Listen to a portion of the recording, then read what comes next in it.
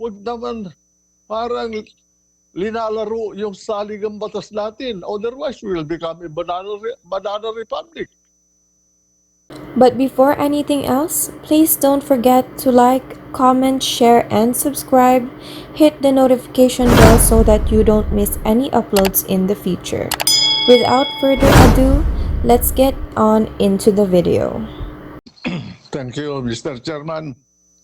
Senator Sherwin Gatchalian. Thank you for inviting me in this discussion. Now, my position is the franchise of abs-cbn is a law.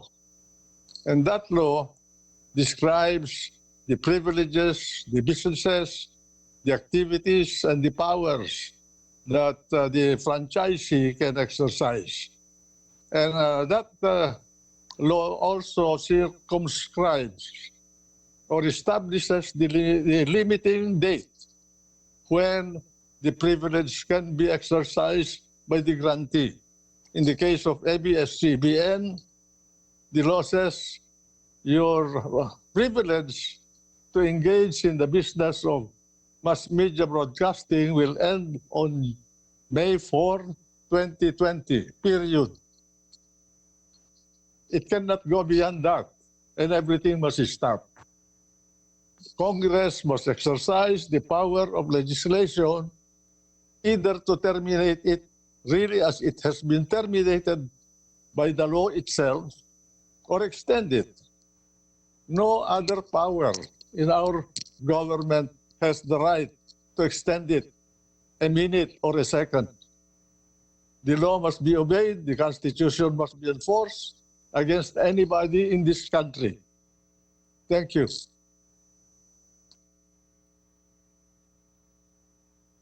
Thank you, Senator. Now, as far as provisional authority being given, I have my own doubts whether Congress can do that. Because if you read the Constitution, there is a 50-year limitation on the period of franchises.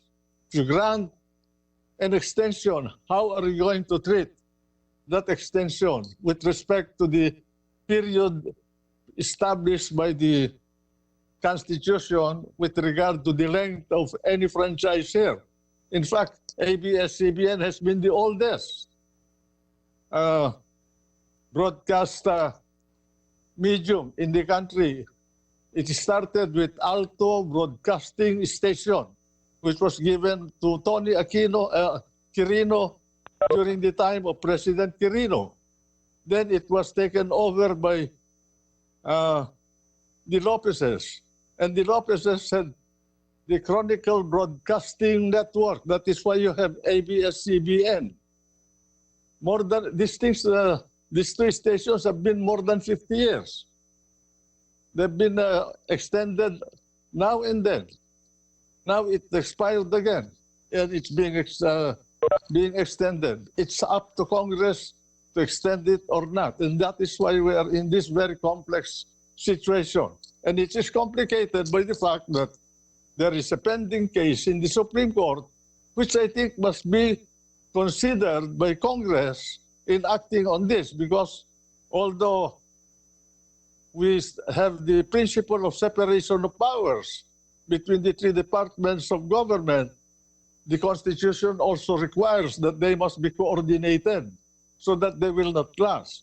And I think it's a matter of respect for the Supreme Court, for Congress to recognize that there's a pending case which must be decided first, because if the Supreme Court will decide the case before it adversely to abs-cbn, what will happen to the legislative action of Congress granting a new franchise to abs-cbn? Thank you. Thank you. Thank you, Senator Juan Ponce Enrile. Senator, you mentioned earlier that you have doubts on this provisional franchise. Can you elaborate further on those doubts? There must be a certain degree of permanence of any legislative action. It cannot be ad hoc. You are not a delegated power like NTC that you can exercise quasi judicial power or quasi legislative power through rulemaking power that Congress delegates to you. Congress must enact a law, and that law must be complete in every respect. Well, if Congress can grant a temporary franchise, what is the impelling or compelling reason for Congress not to grant a permanent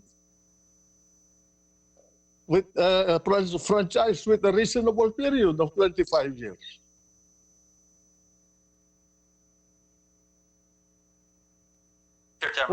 Why don't you, if you think that there is a national emergency, why don't you ask President Duterte to certify the bill so that you can shorten the period of deliberations?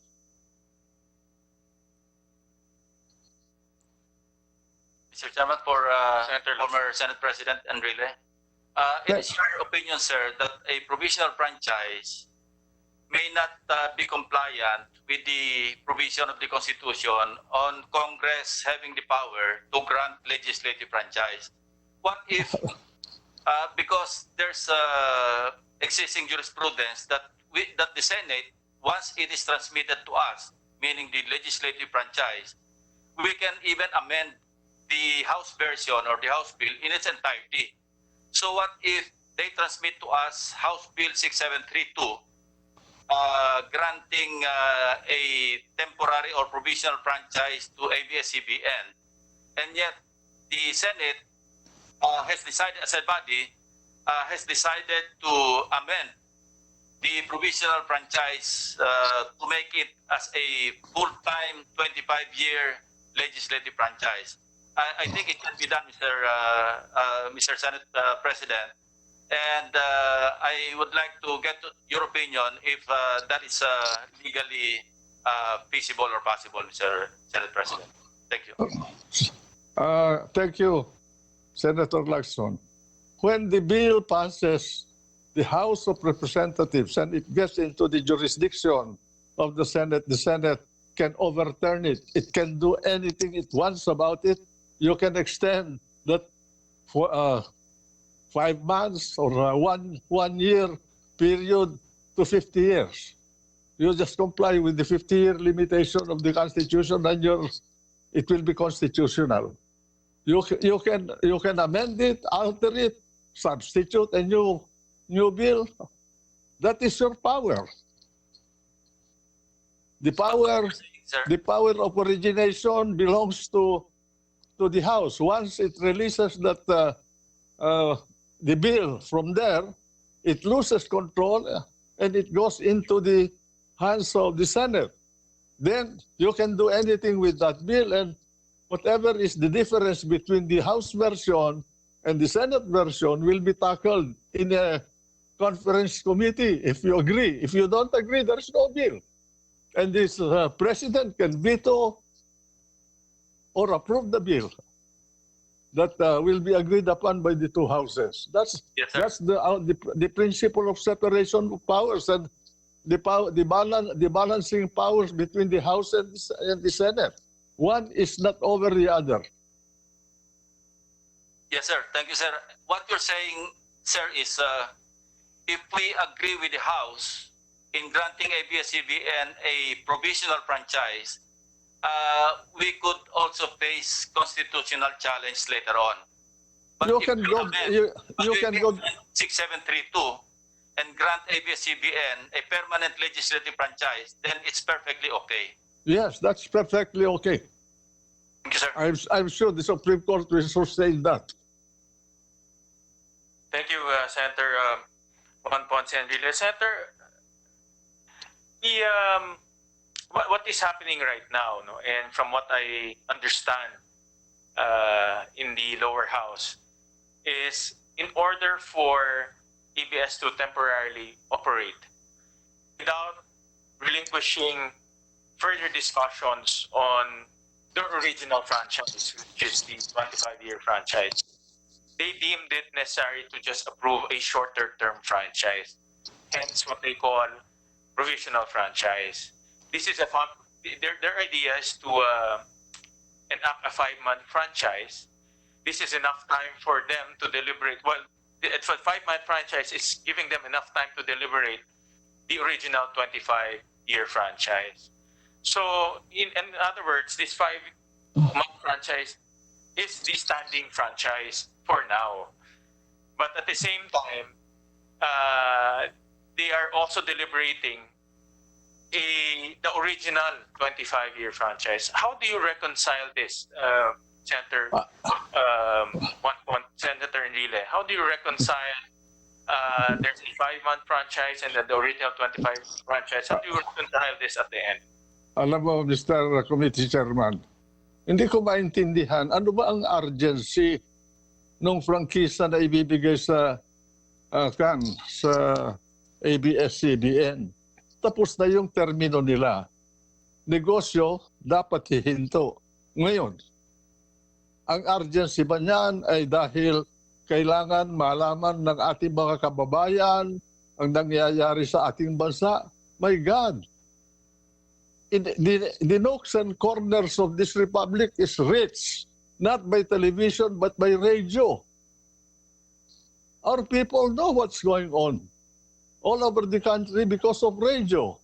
More than ABS, CBN, and GMA7, or PDP, or the government station, or all the other TV stations. So the question of communication and information is not an issue. The issue here is we must comply with the Constitution. We must comply with the laws.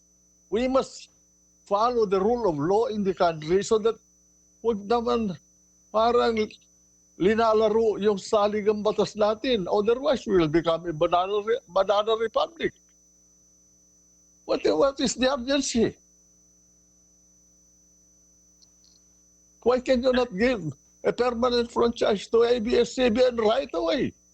Conduct a day and night hearing for their to hear their sides and to know the sides of other people, instead of playing with the Constitution, granting temporary franchise. Otherwise, there will be no end to the emasculation of the Constitution. Thank you, Salamat Senator po. Enrile. But before anything else, please don't forget to like, comment, share, and subscribe. Hit the notification bell so that you don't miss any uploads in the future.